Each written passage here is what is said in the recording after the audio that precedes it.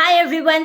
आज हम जानेंगे कि क्यूमुलेटिव फ्रीक्वेंसी जो अब तक हम सिर्फ स्टैटिस्टिक्स में पढ़ते आ रहे थे उसे प्रैक्टिकली और हम हमारी पढ़ाई में कैसे यूज कर सकते हैं। सो क्यूमुलेटिव फ्रीक्वेंसी का मतलब ये है कि प्रीवियस यूनिट को ऐड करना सो दैट जब हम लास्ट यूनिट पे पहुंचते हैं it is basically the sum of all the previous units. तो वैसे ही जब आप पढ़ाई करते हैं तो जब आप किसी भी नए टॉपिक को उठाते हैं तो पहले के दिन जो भी आपने पढ़ा है वो आपको रिवाइज करना है। फॉर सपोज आपने मंडे को कोई टॉपिक उठाया एंड ट्यूसडे को आप कंटिन्यू करने वाले हैं तो आप मंडे को रिवाइज करेंगे। देन व्हेन वेडनेसडे को आप उस टॉपिक को कंटिन्यू करेंगे then it will become Monday plus Tuesday. Similarly Thursday को it will become Monday plus Tuesday plus Wednesday and so on.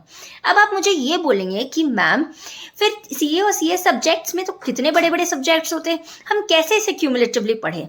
सो इसका मतलब ये है कि आपको पूरा ही एक दिन में रिवाइज नहीं करना है। जब आप किसी टॉपिक को 5 से 6 दिन कंटिन्यूसली रिवाइज कर देते हैं तो आपको ये रियलाइज होगा कि कहीं ना कहीं वो आपके सबकॉन्शियस माइंड में आराम से फिट हो गया है और आप उसको आराम से 5 से 10 मिनट में रिवाइज कर पा रहे हैं। तो फिर आप उस टॉपिक को थोड़े दिन होल्ड पे डालिए और फिर उसे वीकेंड, फोर्टनाइट या मंथ एंड में रिवाइज करके देखिए कि आप कितना फास्ट उसे पिकअप करके रिवाइज कर पा रहे हैं। And then you will really find the ultimate change in your retainership capacity. तो ये थी क्यूमुलेटिव फ्रीक्वेंसी की टेक्निक जो मुझे मेरे एग्जाम्स में बहुत हेल्प करी है एंड आपको भी ये एग्जाम्स में ज़रूर हेल्प करेगी।